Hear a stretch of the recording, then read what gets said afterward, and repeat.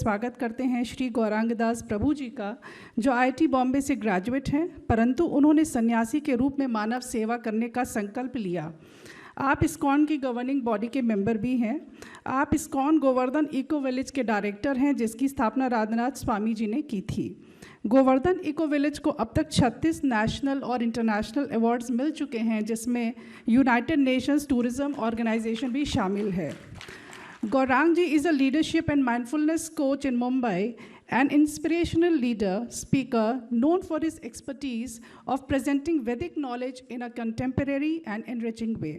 गौरांग दास जी से अनुरोध है कि सुशासन महोत्सव की इस अविरल धारा को आगे बढ़ाते हुए अपने विचारों से हम सबका मार्गदर्शन करें।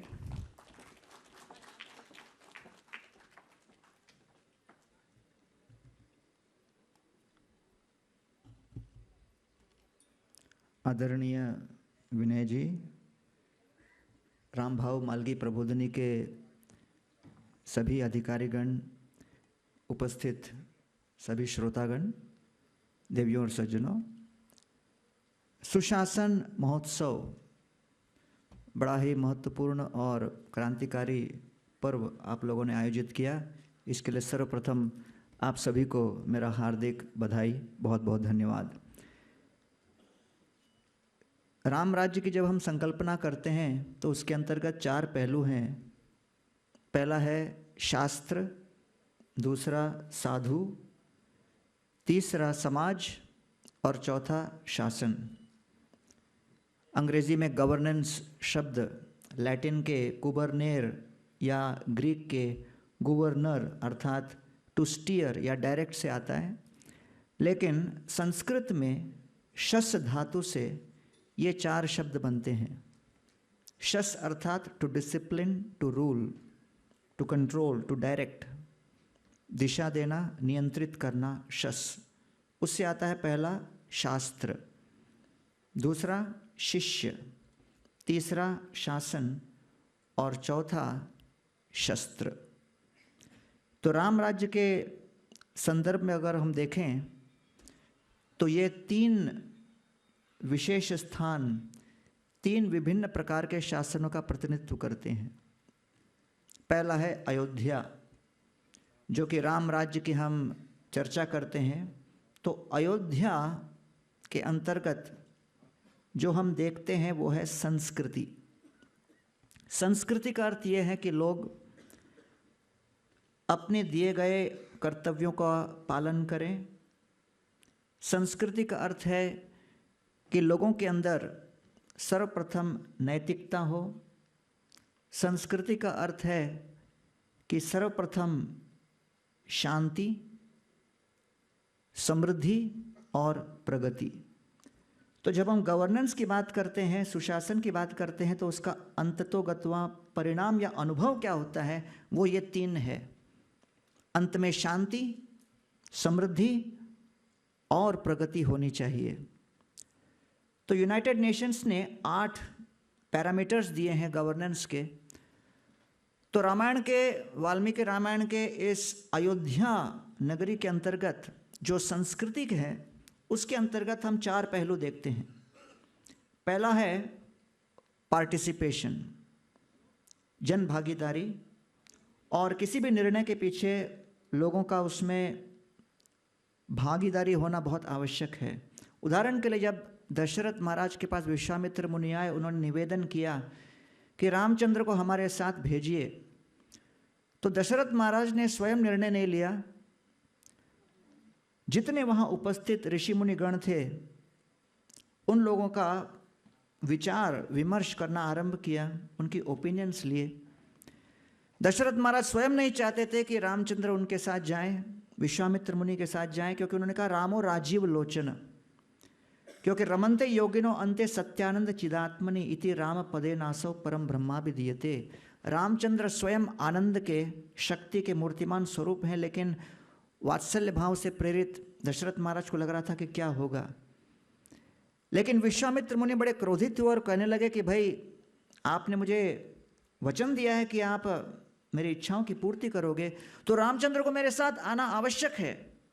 और उन्होंने वशिष्ठ ऋषि की ओर संकेत करते हुए कहा, वशिष्ठोपि महातेज, वशिष्ठ को पूछ लो जिसके साथ मेरा पूर्ण मतभेद हमेशा रहता है, लेकिन वो भी इस बात को स्वीकार करेंगे कि रामचंद्र मेरे साथ आए, क्योंकि इससे जन कल्याण होगा। और वशिष्ठ मुनि ने कहा कि हाँ, अयोध्या नगरी के बचाव के लिए आवश्यक है रामचंद्र जी जाएं। तो दशरथ महाराज की इच्छा न होते हुए भी उन्होंने रामचंद्र जी को जाने दिया। तो ये participation in decision making governance का पहला पहलू है। दूसरा है रूल ऑफ लॉ, अर्थात जैसे आदरणीय मुख्यमंत्री योगी आदित्यनाथ जी ने वर्णन किया, रूल ऑफ लॉ को जब पालन किया जाए तो गवर्नेंस स्ट्रांग होता है। दशरथ महाराज ने संकल्प किया कि मैं अब रिटायर हो जाऊंगा, क्योंकि नियम था कि भाई सेवानिवृत्त होना चाहिए।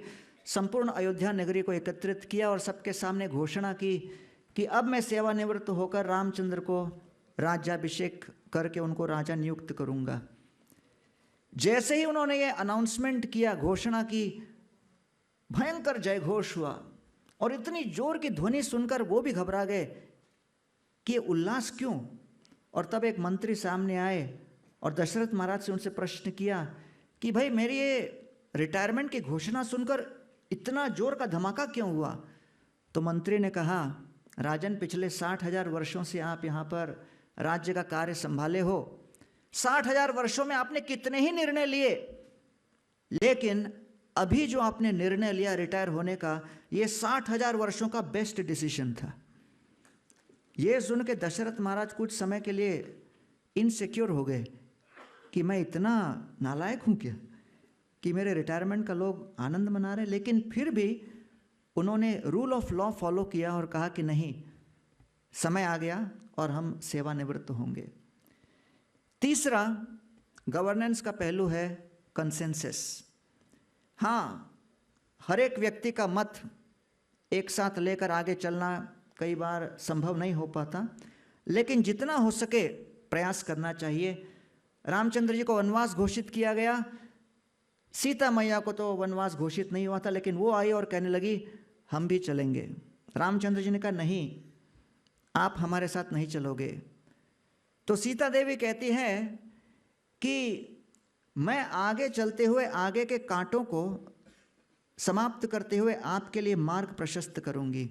तो आचार्यगण बताते वास्तव में कह रहे थे कि आपका मिशन है रावण का वध करना, लेकिन वध करने के लिए कोई एक्सक्यूज होना चाहिए, तो मैं वो एक्सक्यूज बनने के लिए तैयार हूं। रामचंद्र जी ने उनको स्वीकार किया। फिर लक्ष्मण ने कहा कि अरे ये जा रही है तो हम क्यों नहीं चलेंगे, हम भी चलेंगे। रामचंद्र जी उनको मना करने का प्रयास किया, लेकिन लक्ष्मण भी हट अपने जिद पर आ गए और उन्होंने कहा कि अगर कोई भयंकर ज्वालामुखी हो या कोई वन के अंदर आग लगी हो तो मैं प्रथम आगे जाऊंगा और फिर रामचंद्र जी मेरे पीछे आएंगे, क्योंकि ये मेरा सेवा भाव है। क्योंकि लक्ष्मण शब्द का अर्थ क्या है लोग नहीं जानते। सर्वप्रियकरस्तस्य रामस्यपि शरीरतः लक्ष्मणो लक्ष्मी संपन्न बहिर्प्राण इवप्पर। लक्ष्मण शब्द का अर्थ है जो लक्ष्मी संपन्न हो। कौन सी लक्ष्मी से संपन्न थे लक्ष्मण? रामचंद्र जी के प्रति सेवा भाव से संपन्न थे, इसलिए वो लक्ष्मण कहे गए, लक्ष्मी संपन्न। तो ये कंसेंसस बिल्ड करना बहुत आवश्यक है। और कई बार लोगों की अपेक्षा और वास्तविकता के बीच जब अंतराल होता है तो लोग तनाव में आ जाते हैं। Stress is caused because of a gap between expectation and reality. कई बार लोग मुझे पूछते हैं कि भाई IIT के बाद आप ये साधु कैसे बन गए, कुछ अफेयर ब्रेक हो गया था क्या, प्रॉब्लम क्या था?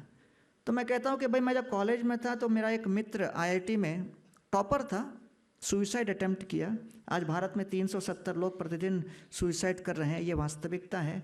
उस समय इतना कॉमन नहीं था, तो मैं घबरा गया कि भाई तुम सुइसाइड अटेम्प्ट क्यों किया? बोलता है कि मैं हमेशा गोल्ड मेडल मुझे मिलता था, इस एग्जाम में मुझे सिल्वर मेडल मिला, इसलिए मैं टॉलरेट नहीं कर पाया, I tried to commit suicide.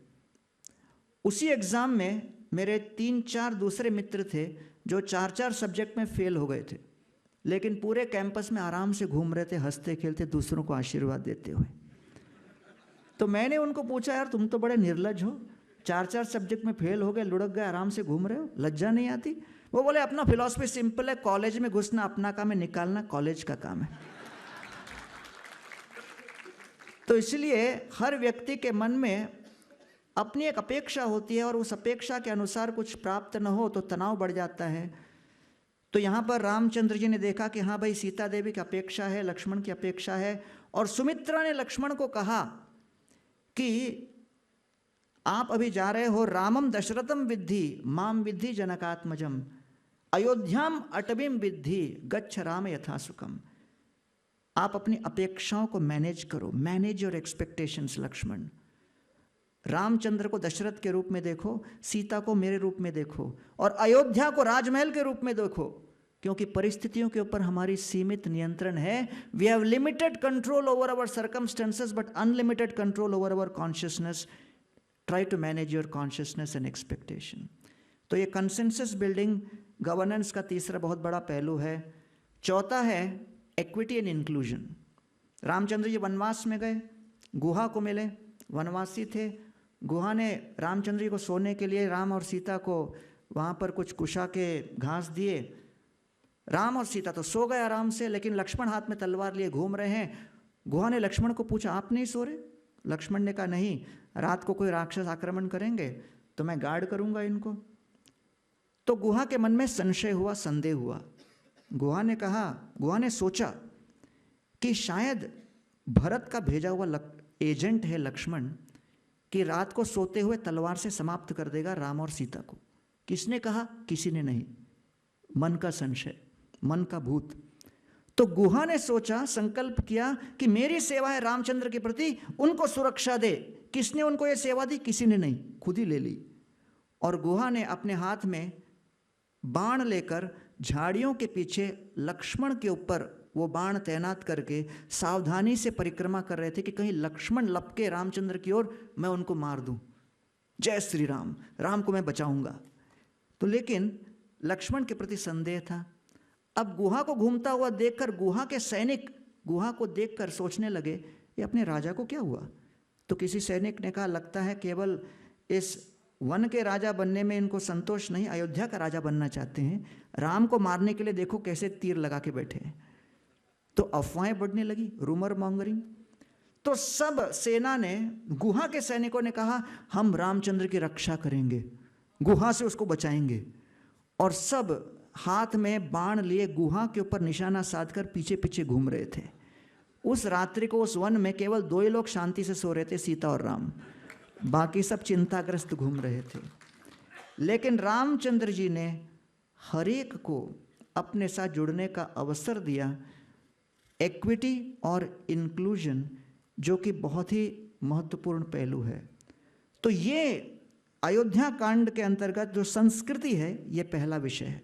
दूसरा, जब किष्किंधा में हम जाते हैं तो किष्किंधा का जो कल्चर है उसको कहते हैं प्रकृति।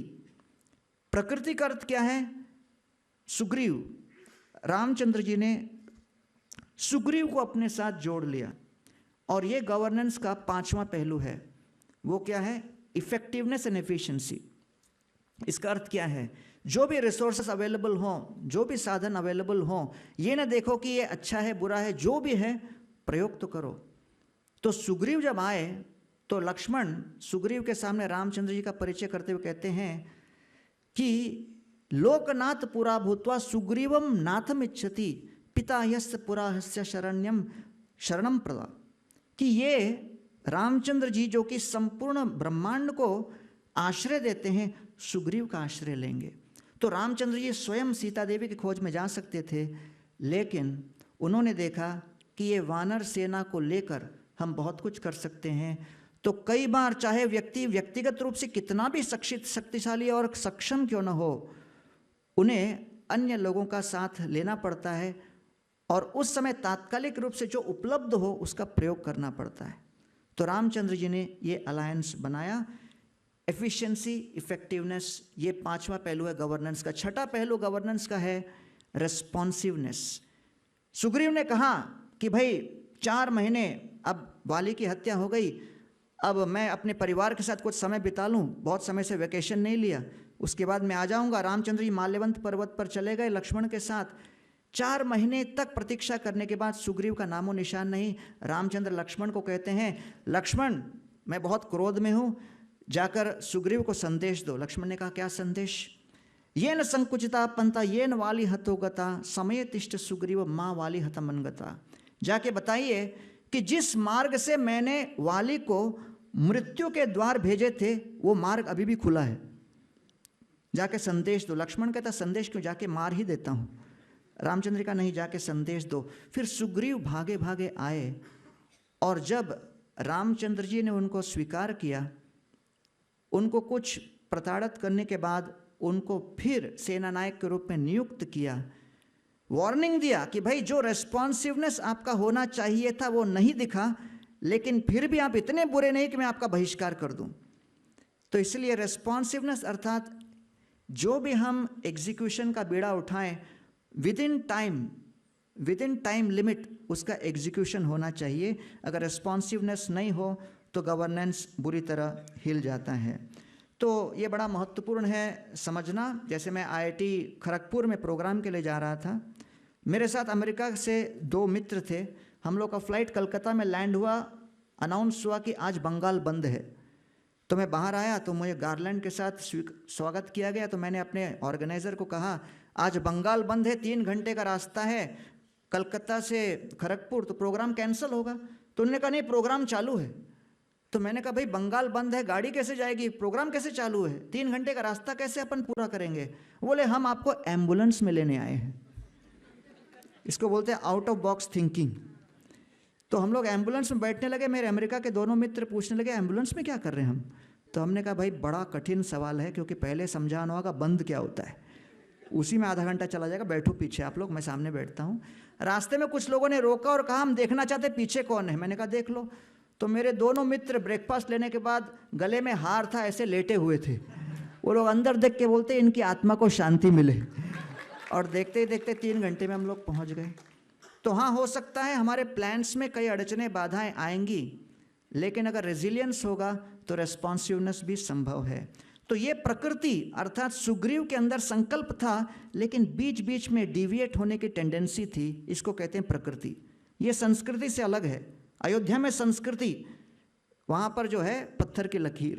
प्रकृति मतलब कभी करेगा कभी नहीं करेगा, भरोसा नहीं, लेकिन let's not give up, give them chance, give them association, they may transform. तीसरा है लंका का जो कल्चर, वो क्या है, विकृति। और इसके अंतर्गत हम देखते हैं अंतिम 2 गवर्नेंस के जो पहलू, और वो है अकाउंटेबिलिटी। 7वां, रावण जो था, कई रानियां उनकी थी और कई लोगों को बलपूर्वक लेके आया था।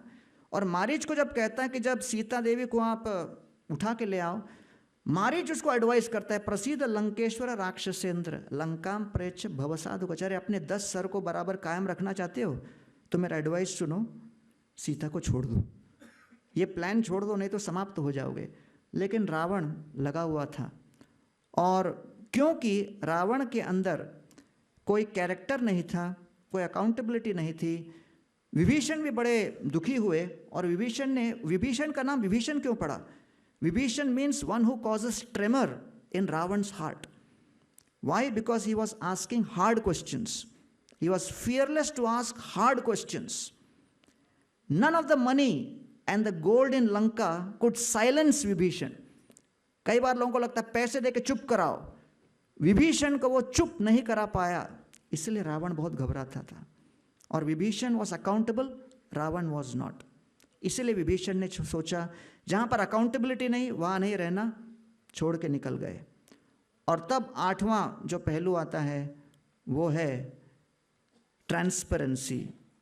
हाँ, सो ट्रांसपेरेंसी के अंतर्गत हम देखते हैं कि जब विभीषण आए तो रामचंद्र जी को शरण देने के लिए तैयार थे, लेकिन सुग्रीव ने कहा नहीं, रावण का भाई है, we should not allow him. तब रामचंद्र जी ने स्वयं सुग्रीव को साइलेंस नहीं किया। रामचंद्र जी ने अनेक वानरों का मत लिया कि भाई क्या करना चाहिए, और सब लोगों का मत सुनने के बाद हनुमान जी को कहा।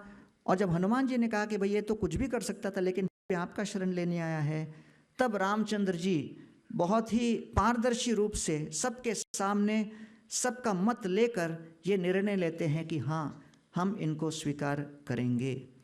तो इस प्रकार ये हम 8 पहलू जो देख रहे हैं राम राज्य के अंतर्गत, वो कि participation, rule of law, consensus, equity and inclusion, effectiveness and efficiency, and responsiveness, accountability and transparency, इसके अंतर्गत पिछले 10 वर्ष में जो हम सरकार के जितने कार्य देख रहे हैं गवर्नेंस के अंतर्गत, उसमें सबसे पहले पॉलिसी में, जैसे आज सुब्रमण्यम सर ने कहा कि प्लानिंग कमीशन को हटाकर नीति आयोग को नियुक्त करना, ये पॉलिसी को एक नई दिशा दी।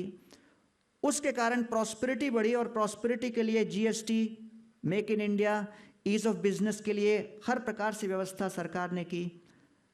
फिर पॉवर्टी एलिवेशन के लिए 115 एस्पिरेशनल डिस्ट्रिक्ट्स को नियुक्त करके education, health care, nutrition, agriculture, water management इत्यादि के लिए विभिन्न प्रकार की व्यवस्थाएं करना।